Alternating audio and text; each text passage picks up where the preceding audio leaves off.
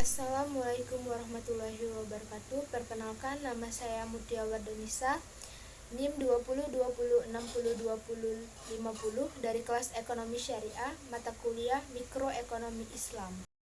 Asas ekonomi Islam yang pertama yaitu kepemilikan. Kepemilikan ialah izin pembuatan syariat untuk memanfaatkan zat dan jasa tertentu, sehingga pemiliknya berhak mendapatkan kegunaan serta mendapatkan kompensasi darinya, di mana kepemilikan dibedakan menjadi tiga, yaitu kepemilikan individu, kepemilikan umum, kepemilikan negara.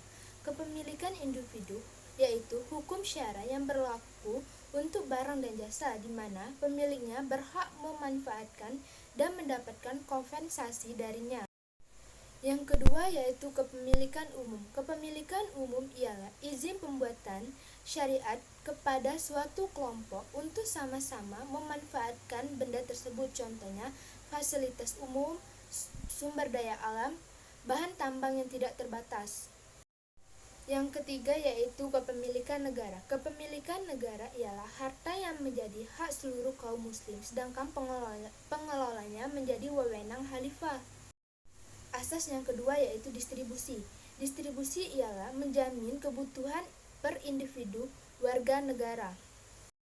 Kebutuhan manusia ini dibedakan lagi menjadi dua, yaitu kebutuhan individu dan kebutuhan kelompok. Kebutuhan individu ini terbagi lagi menjadi tiga, yaitu kebutuhan pokok.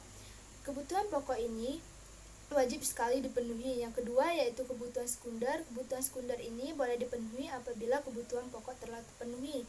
Yang ketiga yaitu kebutuhan mewah. Kebutuhan mewah ini tidak wajib dipenuhi. Apabila ingin dipenuhi, harus memenuhi dulu kebutuhan pokok dan kebutuhan sekunder.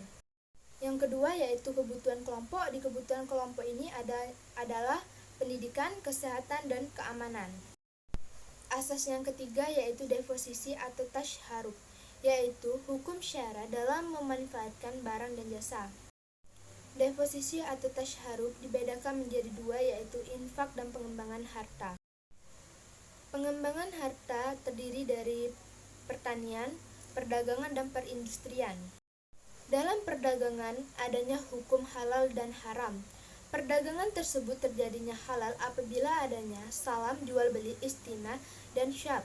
Salam jual beli dan istina adalah perdagangan dengan golongan barang dengan barang, dan syab yaitu perdagangan golongan dengan uang dan uang. Perdagangan tersebut terjadinya haram apabila adanya riba, tadli, dan penimbunan keuntungan.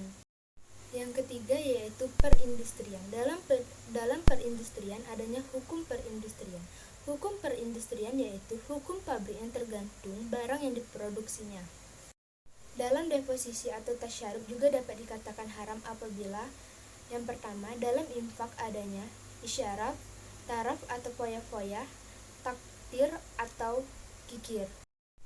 Yang kedua, dalam pengembangan harta terjadinya judi, riba, syarikah kapitalis, mematokkan harga, tadlis, itikar. Syarikah adalah akad antara dua orang atau lebih. Keduanya sepakat untuk melakukan kerjasama dalam bentuk kekayaan dengan tujuan untuk mencari keuntungan. Bentuk syarikah kapitalis. Yang pertama, persero prima, terdiri dari badan-badan dagangan, PT, koperasi. Yang kedua, asuransi, kerjasama penjamin.